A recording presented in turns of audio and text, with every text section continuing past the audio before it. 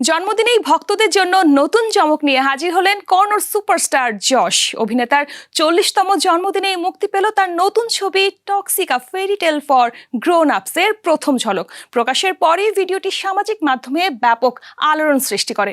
প্রকাশ করা প্রায় 3 মিনিটের ঝলকে যশকে দেখা গেছে রায়া চরিত্রে।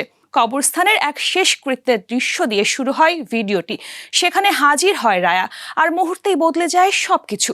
বিস্ফোরণ, গুলির শব্দ আর রক্তাক্ত মুহূর্তে বোঝা যায় এই চরিত্র ভয় দেখাতে জানে। টানা তৃতীয়বার অর্জন করেছে দেশের সেরা সুপার ব্র্যান্ড স্বীকৃতি বসুন্ধরা টিস্যু।